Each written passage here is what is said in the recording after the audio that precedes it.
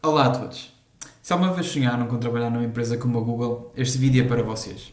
Hoje estou aqui para partilhar convosco um pouco da minha experiência e depois deste vídeo todos vocês terão mais algumas ferramentas para vos ajudar a atingir este objetivo. Para quem não me conhece, o meu nome é André Lago e sou Software Engineer na Google em Munique há pouco mais de ano e meio. Tal como muitas outras, a minha história na Google começou com um sonho. Em 2013, no verão, antes de eu entrar na FEUP, saiu o filme Os Estagiários, que para quem não conhece, fala sobre dois amigos que tentam arranjar um estágio na Google. Na altura, ver este filme deixou-me completamente apaixonado pela Google. Eu já gostava da empresa pelos produtos que fazia, mas ver no filme como é a forma deles trabalhar e como são os escritórios deles, deixou-me mesmo a querer muito um dia ter uma experiência de trabalho lá. Contudo, como provavelmente muitos de vocês também sentem, sempre achei que este era um objetivo impossível, porque, afinal de contas, como poderia eu, que na altura mal sabia programar, passar à frente de tantos outros candidatos de universidades maiores e mais conhecidas do que a FEUP? Durante o primeiro ano da faculdade nem sequer pensei muito no assunto, porque parecia um objetivo tão difícil, tão impossível. E foi então que durante o segundo ano do MIEC conheci dois, agora ex-alunos do MIEC, que na altura já tinham conseguido experiências na Google e no Facebook. E isso foi nesse preciso momento que eu percebi, ok, isto afinal se calhar é possível, se eles conseguiram eu também devo conseguir. E então quando os conheci comecei a aprender mais sobre qual é que foi o processo de entrevistas deles, comecei a estudar para entrevistas, preparei o meu currículo e candidatei-me na altura talvez a umas 20 empresas. E nenhuma me chamou a entrevistas. Como podem imaginar, provavelmente, na altura fiquei bastante desiludido com este resultado, mas não ia desistir tão cedo.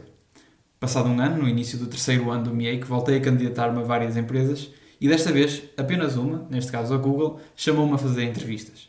E já tinha estado a preparar-me para entrevistas deste género há alguns meses, mas quando tive esta confirmação preparei-me ainda mais a sério porque sabia que esta era uma oportunidade de ouro e que eu não a podia desperdiçar. No dia a seguir a fazer as entrevistas, tive provavelmente um dos telefonemas mais felizes da minha vida, em que me disseram que fui selecionado a fazer um estágio em Londres no verão seguinte. Esse estágio foi uma experiência para mim incrível, onde aprendi imenso e cresci imenso como pessoa. E como esse estágio correu bem, fui convidado no verão seguinte a fazer um novo, desta vez em Mountain View, na Califórnia, e por fim, depois desse, fui convidado a juntar-me em Munique a tempo inteiro. E a história é um pouco longa, mas há um motivo único pelo qual eu estou a contar-vos. O processo de candidaturas não é fácil, e se já o conhecem sabem que é bastante difícil e que, apesar de poderem treinar e preparar, está sempre alguma sorte envolvida. Contudo, eu quase consigo garantir que vocês não me conseguem ultrapassar se isso não for algo que realmente querem. Eu não sou mais inteligente do que nenhum de vocês e de certeza que muitos de vocês são melhores a programar do que eu. Mas o que eu tinha há uns anos atrás, que poucos na altura tinham, era uma vontade enorme de conseguir uma oportunidade destas, neste caso na Google. E foi essa vontade que me levou a esforçar-me e a trabalhar para cumprir esse objetivo. E portanto, o que eu quero dizer com isto é que se isto é algo que vocês realmente querem, têm de fazer o trabalho e têm realmente de se preparar de acordo com isso. E por isso, por muito clichê que seja, esta é a minha primeira dica para vocês. Por muito difícil que seja, vocês têm de descobrir quais são as vossas paixões, quais são os vossos objetivos e quanto mais cedo o fizerem, melhor. Quando descobrirem o que é aquilo que vocês realmente querem e gostam de fazer, não vão ter de trabalhar mais de um dia na vossa vida. Isso vai tornar-vos infinitamente melhor naquilo que fazem. Nem todos têm de ter o sonho de vir para a Google. Isso é perfeitamente normal e aceitável. O importante é descobrirem aquilo que é o vosso sonho. E porque se não for uma vossa vontade grande de vir para a Google, vocês quase certeza que não vão conseguir. De um ponto de vista mais pessoal, outra sugestão que recomendo vivamente é de experimentarem diversas atividades não técnicas durante o tempo de faculdade. Isto é essencial não só porque vos dá um currículo mais interessante, mas também porque vos ajuda a crescer imenso enquanto pessoas. E também como profissionais. Olhando para trás, isto é algo que eu gostava de ter feito um pouco mais durante a faculdade. Contudo, ainda assim tive a oportunidade de passar por algumas experiências diferentes e que me abriram as perspectivas daquilo que possa vir fazer no futuro. O exemplo mais óbvio disto para mim foi a cadeira de LGP na FEUP, onde tive a oportunidade de ser CEO de uma empresa de mais de 40 estudantes a trabalhar em 4 projetos para 4 empresas diferentes e externas à FEUP. A LGP obrigou-me a enfrentar problemas que eu nunca teria enfrentado no decorrer normal, digamos assim, da faculdade, e isso ajudou-me a crescer imenso como líder. Não só ganhei experiência a lidar com pessoas, mas também melhorei as capacidades de organização, de falar em público e tornei-me geralmente uma pessoa mais completa.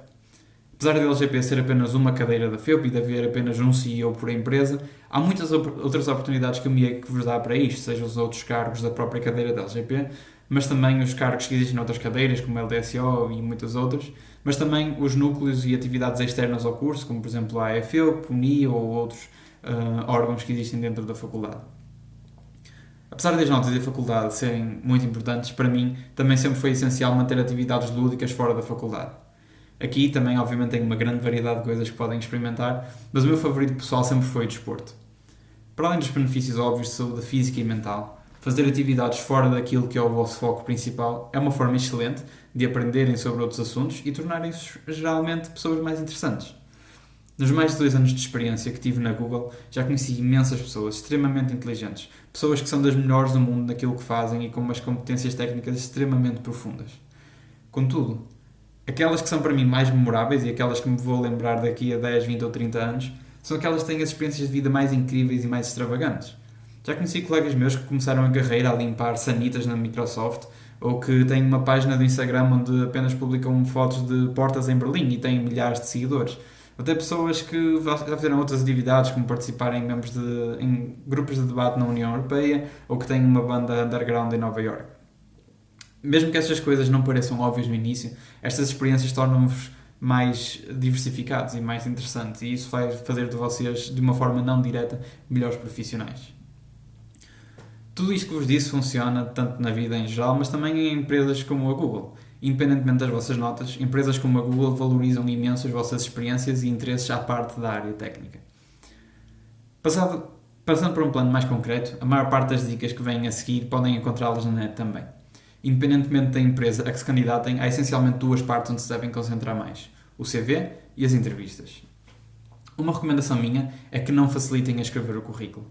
Sites como o Career Cup têm excelentes dicas sobre como escrever um CV otimizado para empresas como a Google, e eu sugiro mesmo investir em 1 dia ou 2 só a escrever o currículo.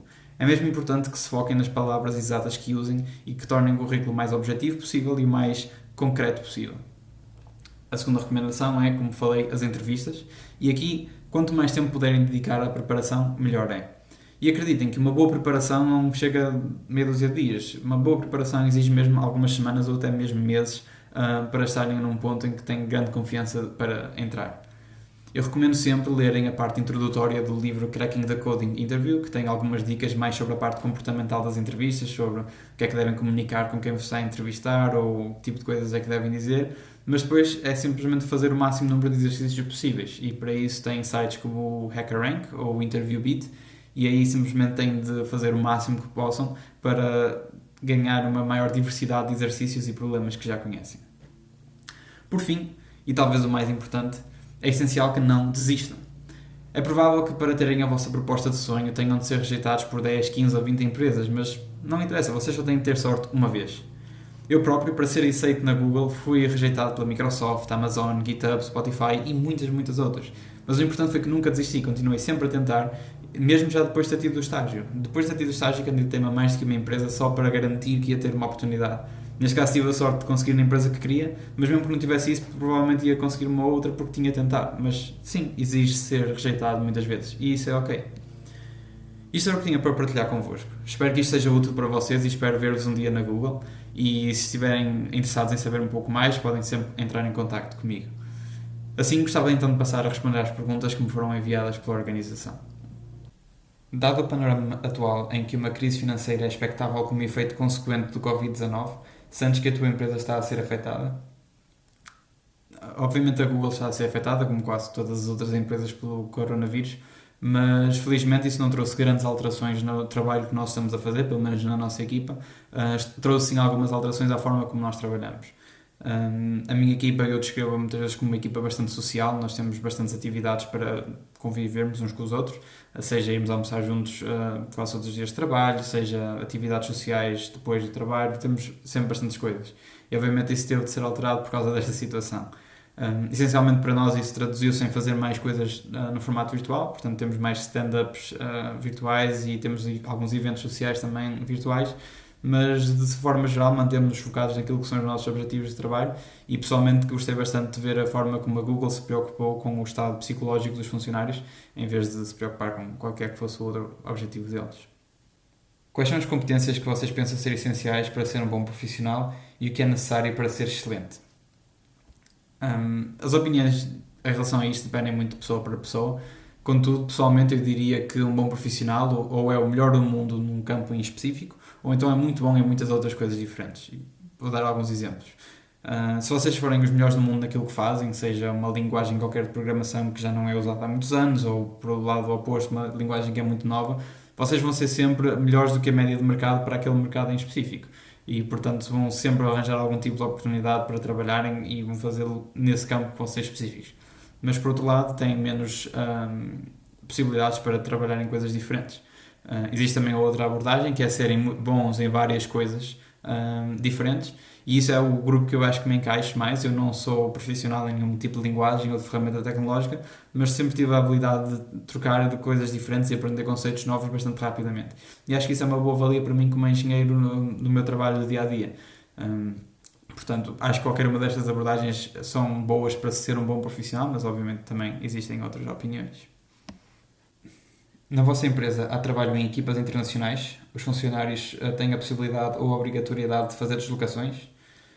Na Google isto depende um bocado de equipa para equipa. Na minha equipa nós trabalhamos com várias equipas internacionais, principalmente em Chicago, Nova York e Mountain View, na Califórnia, e isso traduz em várias oportunidades de deslocação que obviamente são opcionais, nunca são obrigatórias. E fazemos isto para diversos tipos de atividade, como o design de sprints para melhorar os nossos produtos, ou outros tipos de reuniões ou conferências.